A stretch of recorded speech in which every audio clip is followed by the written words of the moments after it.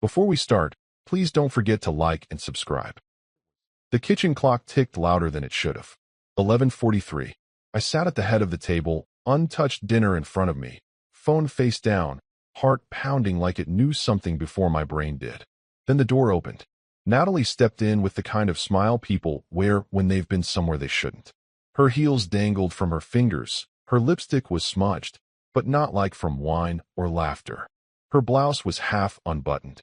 And there, glowing red against her pale neck, was a mark no scarf could cover. I stood up so fast the chair scraped backward. "Where have you been?"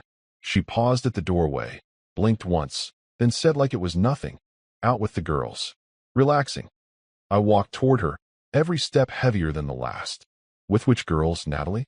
None of them picked up. I called Carla, Kelly, even Meredith. You want to guess what they said? She let out a little chuckle and raised an eyebrow. "You're calling my friends now? Since when did you turn into a watchdog?" I stopped a foot from her. The scent hit me, cologne, rich and sharp, nothing like mine. I swallowed hard. "I'm not a watchdog. I'm your husband. Or did you forget?" She smiled. "Hard to forget with all this drama greeting me at the door. You smell like another man." My voice cracked. "And you're marked. Right there." I pointed at her collarbone, my hand actually trembling. She glanced down casually, then shrugged. "Maybe someone hugged me goodbye. Maybe it was a crowded place. Are you really doing this right now? You don't even have a decent lie lined up, do you?" I said, stepping back. "You're not even trying. You want honesty?" She narrowed her eyes and crossed her arms. "Fine. I needed space. A night out. Something that didn't revolve around your law firm stories and Sunday grocery lists." I stared at her. "So you cheated?" "I didn't say that," she shot back. "You didn't have to." Her expression changed just slightly. Something flickered behind her eyes. Fear? Shame? No, just calculation. Then came the worst part. Her smirk. "David, you build cases for a living. Where's your proof?" "I don't need proof. I can feel it. In my gut. In the way you walk in like I'm just part of the furniture." She walked past me, brushing my shoulder, cold as ice. "Then go ahead. Convict me in your head. Slam the gavel. You'll still be sleeping alone tonight." She disappeared into the bedroom. The door clicked shut. Not slammed. Not rushed. Just done. And I stood there, barefoot on the cold tile, fists clenched, throat dry, wondering if the life we built was already over. Only problem was, I had no hard evidence. Just a neck mark, a scent, and a shattered instinct that wouldn't stop screaming. The next morning, I got to my office before sunrise. My assistant hadn't arrived yet. The building lights were low, the glass doors still fogged with early January air. I dropped my briefcase onto the chair, pulled out my phone, and opened my contacts. I scrolled past colleagues, clients, old law school classmates, until I found him. Al Rutherford. 10 years ago, he was security chief for a merger case I'd worked on. Smart, silent type, ex-military with a soft spot for honesty. We kept in touch occasionally. Once, he tracked down a mole in a Fortune 500 firm using nothing but paper trails and a coffee receipt. I hit call. "David." His voice was just as gravelly as I remembered. "I need eyes on someone," I said, skipping pleasantries. "My wife." There was a pause, but not a long one. "I'll be discreet," he said simply. "Send me her schedule. Names. Usual spots. I'll handle the rest." 2 weeks passed. 2 weeks of pretending everything at home was normal. Making coffee in silence, sharing a bathroom, brushing past each other like we were strangers in a hotel. Natalie stopped offering excuses. I stopped asking. We lived in the same house, breathing the same air, pretending it wasn't poisoned. And every day, I waited. Until finally, Al texted, "Need to talk. In person." We met at a diner a few blocks from my office. One of those places where the booths are cracked and the coffee tastes like melted batteries. He was already seated when I got there. Same worn leather jacket, same poker face. "Well?" I asked, sliding in across from him. Al set a manila folder on the table. No label. Just a few photos inside. Natalie goes to work. Comes home. Occasionally grabs dinner with the same 3 friends. Kelly, Meredith, Carla. I tailed her to one of those. All normal. What about weekends? Saturday she got a massage. Paid in cash. Nothing weird. Sunday yoga. I followed her both days. She didn't go anywhere she wasn't supposed to. My stomach tightened. Nothing at all. He shook his head slowly. I checked her phone records. She uses a messaging app with encrypted chats. Might be work-related, might not. But there's no unknown number. No late-night meetups. No hotel visits. No guy showing up. I'm not seeing it. I stared at him, jaw clenched. So she's clean? Al took a sip of his coffee and looked me straight in the eye. I didn't say that. I said there's no evidence. I sank back against the booth. The weight in my chest didn't lift, it got heavier. So either I'm crazy, or she's smarter than both of us. She's being careful, he said. That's for sure. And she's not rattled. That worries me more than anything else. What do you mean? Al leaned in. If she was having an affair, she'd slip up. Everyone does. But she's steady, composed. No changes to her routine. It's like she already knew someone might be watching. I looked out the grimy window. Downtown traffic rolled by like the world hadn't shattered under my feet. I smell cologne on her, Al. I saw the mark. I felt it. And now, I feel like I'm losing my mind. He nodded slowly. The gut rarely lies. But without something solid, I can't confirm a thing. He slid the folder toward me. Keep it. If anything changes, I'll call. I didn't touch it. I just sat there, hands in my lap, staring at the manila envelope like it was empty proof of my own failure.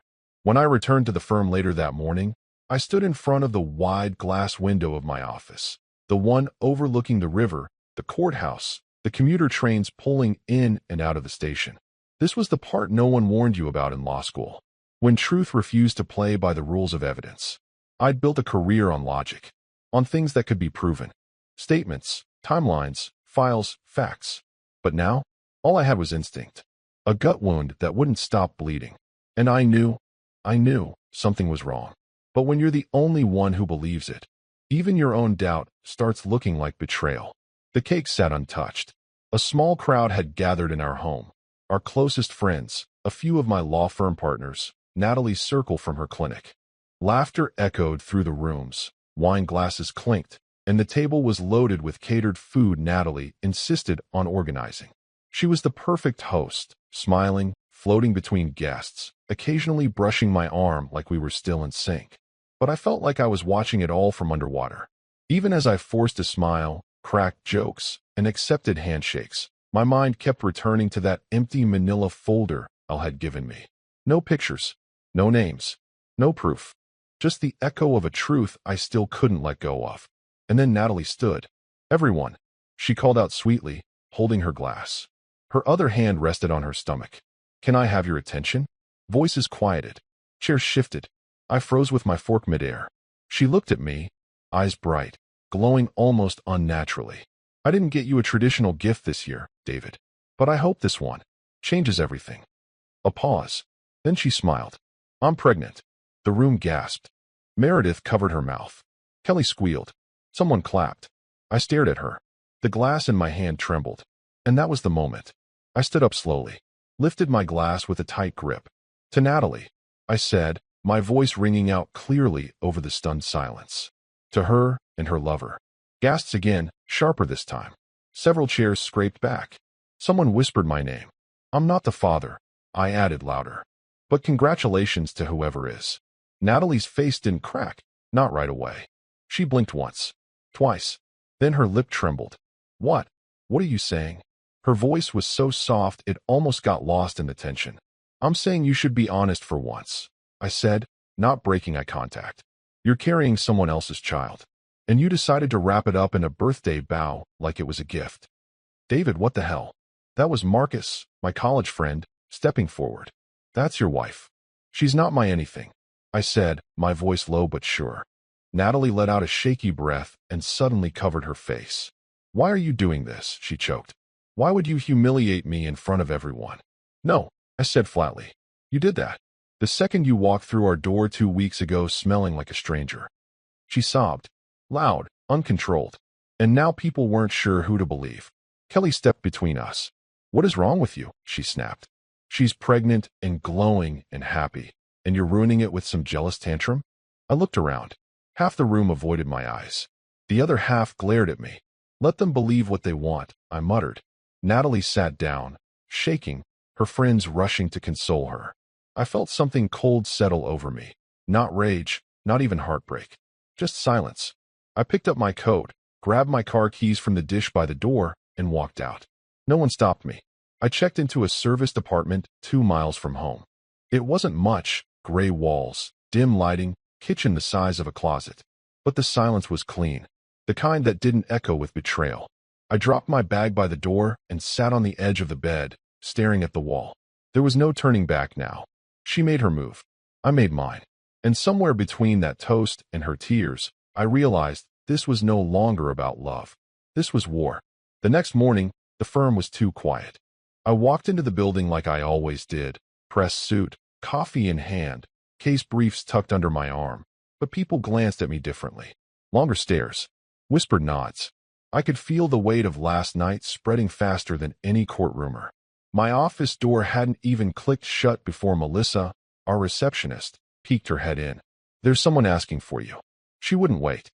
I sighed. "Who?" She said her name's Kelly. I closed my eyes, counted to 3. Let her in. Moments later, Kelly exploded through the door like a summer storm in heels. She wore a fitted trench coat over business clothes, but her eyes were wild, like she hadn't slept. "You unbelievable, selfish, coward," she hissed, not bothering to lower her voice. I didn't stand up. I stayed behind my desk, calm, tired. "Morning, Kelly." "You humiliated her," she spat. "You announced something disgusting in front of friends, co-workers, like some smug detective. And now she's in bed, crying like a child. You want to explain that to me?" I stood slowly, buttoned my jacket. "Close the door if you're going to yell." "No," she snapped. "Let your perfect little staff hear it. Let them see who you are." She turned to the hallway, voice raised. "Everyone, David Hallberg isn't who you think he is. He's a father who abandoned his wife because he got bored." People froze in the hallway. My paralegal dropped her pen. "Are you done?" I asked. "No," she said, storming forward. "Because Natalie loved you. Still does. She glows, she shares joy, and all you can do is slap it out of her hands. What the hell is wrong with you? You want to know?" I stepped around the desk. "Let's talk then." Her eyes narrowed. "She came home marked up?" I said quietly. "Covered in another man's scent." She lied. I asked her straight to her face, and she laughed it off. No guilt. No stutter. She told me what happened. Kelly shouted. "It was nothing. It was a friend's party, and someone got a little too close." "Don't." I cut in. "Don't patch her story for her. She's smart enough to tell her own lies." Her hand twitched like she was thinking about slapping me. Instead, she reached for the glass of water on my desk and threw it in my face. The room went silent. Water dripped from my chin. My tie clung to my shirt. I didn't move. "I didn't ask you to believe me," I said calmly. "I said the child's not mine. Because it isn't. And deep down, you know it too." She stared at me, breathing hard. Her voice wavered. "You're just scared." "No," I said, pulling a napkin from the drawer. "I'm clear. For the first time in weeks." She looked like she wanted to say something else, maybe scream, maybe apologize, but instead, she turned and stormed out. Her heels clicked furiously down the hall as heads turned and conversations died. I wiped the water from my face, slowly, and glanced toward the door. Half the firm had seen it. They didn't pretend not to. But no one said a word. I stood there in silence, soaked to the bone, and realized something odd. I didn't feel broken. I felt ready. Because if Natalie thought I'd back down, if she thought this game could be won with pity and public pressure, she didn't know me at all. The first post went up 2 days after Kelly's visit. A glowing sonogram picture, captioned, "The tiniest heartbeat can shake your whole world. 2 hearts. #grateful mama. #first trimester joy. #unshakable faith." The likes piled up fast. Then came the story posts. Natalie in soft lighting, hands on her stomach, sipping ginger tea, surrounded by candles and supportive comments from friends. "You're glowing. He doesn't deserve you. Doing it alone just proves how strong you are." Every time I opened my phone, another tag notification appeared at Natalie Hallberg, at Mother Warrior, at Survivor Mama, each one a little knife. Each one rewriting the story, one filtered photo at a time. In every shot, she was peaceful, serene, portrayed like the patron saint of modern motherhood, rising above a bitter, emotionally distant husband who couldn't handle the miracle of new life. What none of them saw, what no one asked, was what came before those soft-lit smiles. No one wanted to hear about Cologne, or the smirk, or the silence after I asked her to tell me the truth. The sympathy rolled in anyway, and with it came distance. Carla stopped answering texts. Our couple's group chat, dead quiet.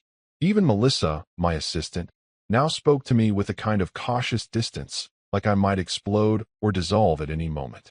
The worst was when one of Natalie's old co-workers cornered me at a cafe downtown and said, "You know she still loves you, right?" Before walking away without waiting for an answer. I was alone, until the knock on my door Thursday night. I opened it to find Marcus standing there, hoodie on, six-pack of beer dangling from one hand, bag of chips in the other. "Didn't text. Didn't call," he said. "Didn't feel like asking." He stepped inside without waiting. Marcus and I had shared a dorm in undergrad. Law school. Bar prep. The guy once broke up with a girl because she insulted my brief during a mock trial. Loyalty ran deep with him. And tonight, I needed it more than I wanted to admit. We cracked open a beer in silence. 10 minutes passed before he spoke again. "She's putting on a show," he said, staring at the muted TV. "I saw the post.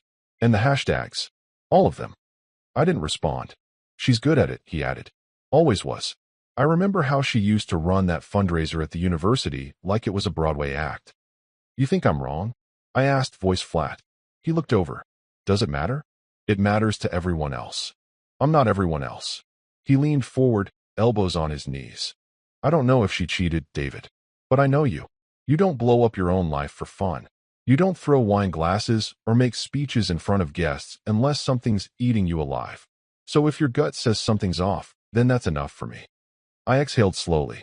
The air in the room felt a little less thick. "I lost everyone else. They weren't yours to begin with if they bailed this fast." He raised his beer. "To doubt. And to stubborn idiots like you who keep chasing the truth even when no one claps." We drank. That night, as he fell asleep half sitting on the couch with his hoodie pulled over his eyes, I sat near the window and watched the city breathe. The apartment felt less like exile and more like a foxhole. And that quiet, flickering loyalty from one old friend, it was enough to make me stand a little straighter the next morning. The war wasn't over. Not even close. It was raining the night she showed up. Not a light drizzle, either. One of those cold, steady Virginia storms that soaks you through just walking across the street. The kind that makes the world feel heavier. I just finished clearing out some paperwork when the knock came. 3 slow, deliberate taps. I didn't move at first. Just stared at the door. When I opened it, there she stood. Natalie. Hair damp. Raincoat clinging to her frame. No makeup, no filters. Just her, plain and real, like she'd peeled back some part of the performance. "Can we talk?" she asked. Calm. Soft. Not defeated, controlled. I stepped aside without a word. She walked in like she belonged. No hesitation. Took the same seat she always used at the kitchen table, the one with the loose leg she never let me fix. Her hands folded on the surface like she was waiting for a chess match to begin. I sat across from her. The rain tapped at the window behind us, steady as a metronome. She spoke first. "I want you to come home." I blinked slowly. "That's what you came here to say?" "I miss you," she said, eyes steady. "I miss our life. The quiet. Your cooking. The way you always double-check the door lock before bed." I leaned back slightly. "You don't miss me. You miss control." She flinched, but only barely. "I'm not the villain, David," she said, almost tenderly. "Things got messy. But we're still us. We can fix it." "No," I said. She tilted her head. "No?" I leaned forward, locking eyes with her. "Take off the mask, Natalie. I'm filing for divorce." "There." I said it. And for a full 5 seconds, she didn't move. Didn't blink. Then she exhaled through her nose and stood up slowly. Not a tear. Not a plea. Just a quiet nod, like we were wrapping up a casual meeting. She reached for her coat. "I thought you might say that. That's all you have to say?" Her voice was unreadable. "You've made your mind up. What would it change? You're not surprised?" "No," she said. "I'm not." She walked toward the door. I didn't stop her. But right before she opened it, she turned back. "You always thought you could see through people, David. But you never looked deep enough." And then she was gone. No slammed door. No broken words. Just silence and rain. I stood there in the middle of the kitchen, the ghost of her perfume still clinging to the air. Something about her calm, it didn't sit right. This wasn't guilt. This wasn't heartbreak. It was strategy. She wasn't blindsided. She was ahead. For the first time, I realized the woman I married might not just be hiding infidelity. She could be hiding something far worse. If this part resonates, give the video a thumbs up. The courtroom smelled like old wood and nerves. I sat alone at the plaintiff's table, file folder in front of me, pen perfectly aligned with the yellow legal pad I hadn't touched. My lawyer, Margaret Howell, sat beside me, flipping quietly through our documentation. She was composed, steel-spined, but even she kept glancing toward the doors. Because Natalie was late. Not by much, maybe 3 minutes past the hour, but the courtroom was already filled with that electric anticipation, like the seconds before a lightning strike. And then the doors opened. She entered in slow, measured steps. Cream-colored dress, flat shoes, no jewelry. Her hair was pulled into a low ponytail, and she walked just behind a man in a sharp gray suit, her attorney. From the look of him, tight jaw, silk tie, tablet already in hand. He wasn't here for peace. Natalie looked fragile. That's the word they would use. The one the judge would remember. Not guilty, not defensive, just fragile. She sat down across from me without meeting my eyes. And then the games began. Your Honor, her lawyer said, rising with a slight bow of the head, Mrs. Hallberg has suffered immensely over the last several months. This case is not about infidelity or wild accusations. It's about emotional cruelty, withdrawal, abandonment, conduct that no spouse deserves. I leaned forward, barely able to breathe. Margaret placed a hand on my forearm. She is currently carrying a child, he continued. And despite this, Mr. Hallberg made the choice to humiliate her publicly. On his birthday, no less, in front of friends and colleagues. He then vacated the marital home and refused to engage in meaningful reconciliation. That behavior amounts to marital misconduct under Virginia Code. The judge nodded slightly, making notes. Margaret stood. Your Honor, the basis of our case is that Mr. Hallberg had reason to believe the child is not biologically his. This was not abandonment. It was a measured response to serious doubts in the integrity of the relationship. Natalie dabbed her eyes with a tissue. A tissue. I hadn't seen her cry in years. Not when her mother passed. Not when we lost that early pregnancy 6 years ago. But here she was, breaking down on cue. Just enough to blur the edge of her voice. Just enough to make her seem overwhelmed by her own virtue. She's playing them, I whispered. I know, Margaret said softly. Let me do the talking. Her lawyer continued. We are requesting full use of the marital home until the child is born, spousal support through the end of pregnancy and 6 months postpartum, and control of shared assets, given the emotional toll David has imposed. I stood up. I didn't mean to. I just couldn't stay seated. Your Honor, I said, trying to stay even, I'm not abandoning anyone. I asked her, to her face, whether she'd been with someone else. She laughed. She walked away. I'm not trying to punish her. I just want the truth. I don't believe the child is mine. And that matters. The judge looked over her glasses at me. Do you have proof of infidelity, Mr. Hallberg? I hesitated. No, just instinct. Natalie's lawyer pounced. Exactly. No paternity test. No photos. No admissions. Just a hunch. And a hunch shouldn't leave a pregnant woman homeless. Natalie let out a soft sob. The courtroom fell still. The judge glanced toward her, then back at me.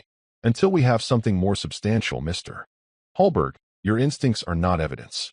At this time, temporary support will be granted.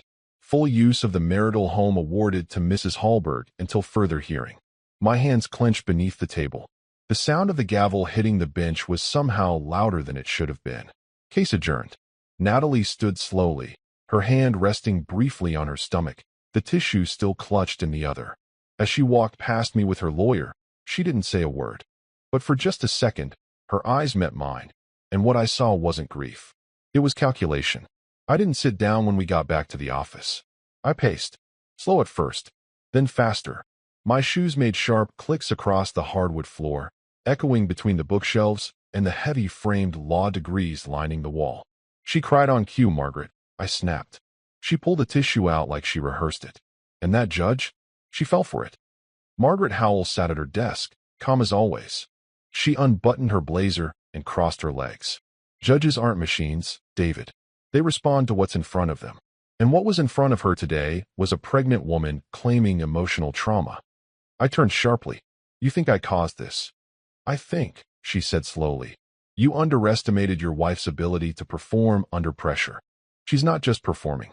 She's rewriting the whole story, I said, pointing toward the door like the courtroom was still down the hall. I'm the guy who walked away from the marriage, apparently. The guy who couldn't handle the miracle of life. That's what they see. Margaret raised an eyebrow. You did walk away. I stopped pacing. You know why. She nodded. But they don't. And without proof, the court won't care. I ran a hand through my hair. So what then?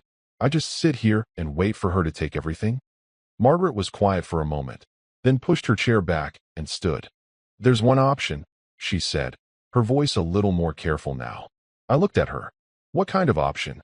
A polygraph. I frowned. You think she'll agree to that? She won't have to, Margaret said. We can motion for it. Present it as a character integrity check. Voluntary, but influential. If she refuses, it plants a seed. If she agrees and fails, it blows this open. I stared at her, the idea sinking in. She won't pass it. No, Margaret said, walking toward her filing cabinet. But if you're right, and you really believe that child isn't yours, this is the only path that tips the scale. I sat down for the first time in an hour. All the fight in me had turned to quiet resolve. This is my last card, I said. Margaret pulled a folder and set it on her desk. Then let's play it right. She didn't meet my eyes when I walked into the courtroom. Natalie sat at the defense table, hands folded, lips tight. Her hair was tied back the same way it had been at our wedding, and I almost let myself remember who she used to be, before the performances, before the hashtags and tissues and pity. But the moment I sat down across from her, I saw it. She was afraid. She didn't show it like most people. No shaking, no panic. But I'd lived beside that face for 10 years. And beneath the stillness, I recognized what she was doing, bracing for impact. Margaret leaned toward me and whispered, "Stay calm. Let the truth do the shouting." The judge entered. Formalities passed in a blur. Then Margaret stood. Your Honor, pursuant to an agreement signed by both parties last Thursday, we are submitting the results of a voluntary polygraph examination conducted by an independent examiner licensed in the Commonwealth of Virginia. Natalie stiffened. Her attorney turned, muttering something in a low, clipped tone. Objection, he said, rising. We object to the relevance and admissibility of polygraph results. As the court knows, these tests are often excluded due to questions of scientific reliability. The judge raised a hand. Let me be clear. Was this polygraph voluntarily signed and consented to by both parties? Natalie's lawyer hesitated. Then, yes, Your Honor. But again, we caution the court. I will weigh its significance accordingly. Proceed. Margaret held up the file like a dagger. 2 questions were submitted and reviewed. She flipped open the folder and read the first one slowly, letting every word hang in the air. Have you had intimate relations with someone other than your husband during the course of your marriage? Natalie didn't blink. Response, yes. Result, determined to be truthful. A sharp gasp came from behind us. Someone's pen hit the floor. My stomach stayed still. I had already made peace with that truth. But it was the second question that made the silence hurt. Margaret paused just enough to let the weight of it build. Is your husband, David Hallberg, the biological father of your unborn child? She didn't raise her voice. She didn't need to. Response, no. Result, determined to be truthful. The courtroom didn't explode. It collapsed. One of the women in the gallery gasped like she'd been slapped. A man behind me muttered, God, under his breath. Even Natalie's lawyer looked stunned. Natalie? She stared down at her lap, fingers digging into her own palm. No tears. No denial. Just exposed. The judge leaned forward slowly. Mrs. Hallberg, do you dispute the results of this examination?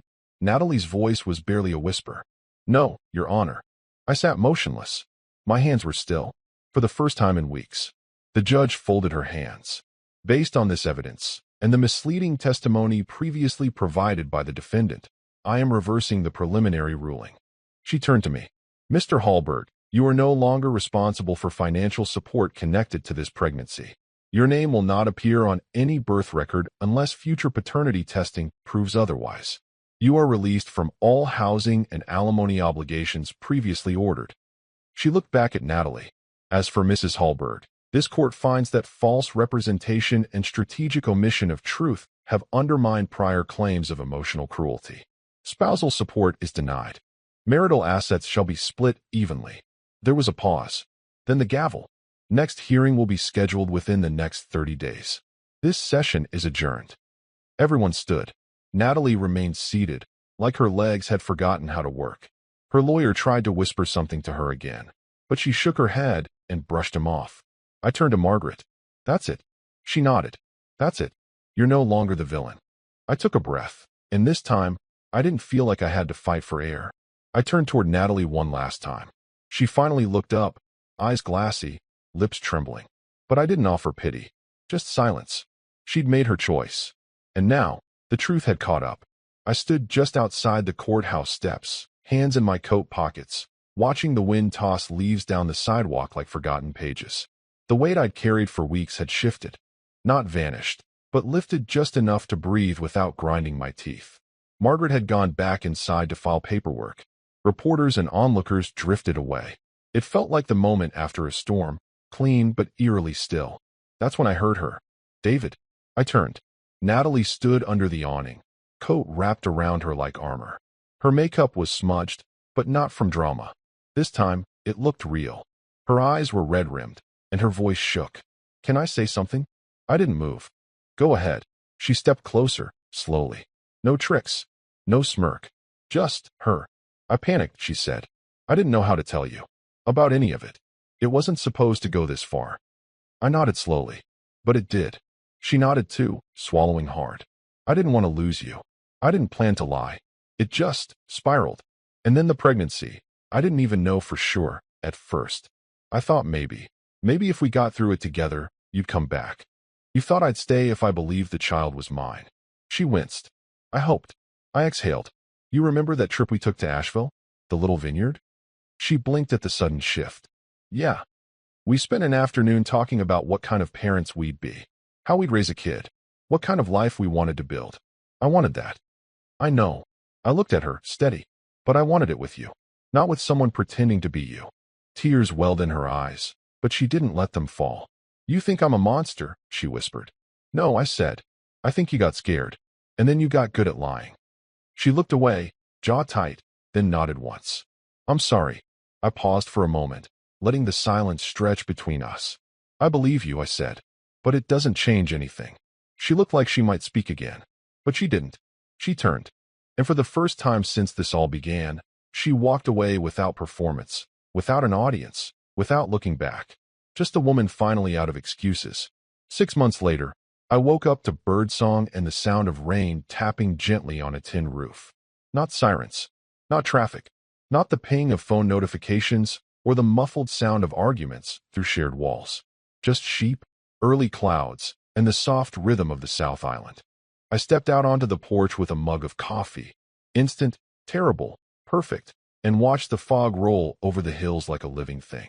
The land was green, but not loud about it. Just quietly alive. This wasn't a vacation.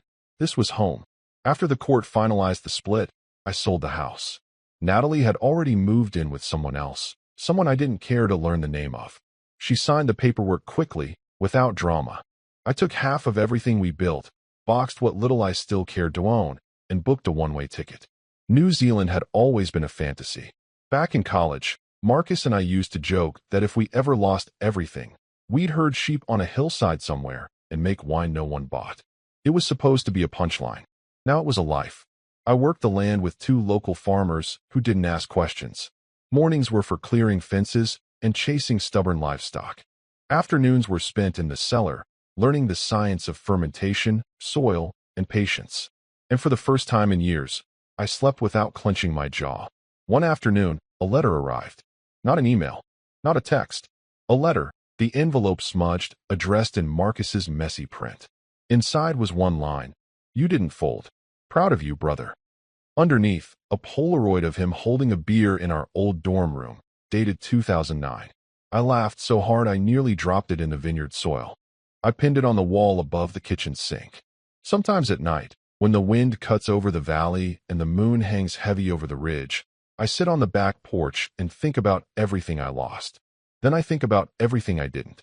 I didn't lose my instinct. I didn't lose my spine. And I didn't lose the part of me that still believes in truth, even when it hides behind lies, tissues, and soft voices meant to deceive. That part. It survived. Maybe even grew stronger. I once thought justice came like a gift, clean, noble, undeniable. But now I know better. Justice isn't handed to you. You claw it out of the dark. You drag it forward, one step at a time. Through humiliation. Through silence. Through courtrooms and betrayals and nights spent wondering if you're the only one who sees the cracks. And when it finally shows its face, you don't celebrate. You just breathe and build something better in the space where the lie used to live. That was the end of my story. Kelly stood by Natalie, threw a glass of water in my face, and swore I was the villain because she believed her best friend without question. But now I can't stop wondering, did she do the right thing, or was she just too loyal to see the truth? Tell me what you think in the comments. And if my story made you feel something, hit like, and don't forget to subscribe.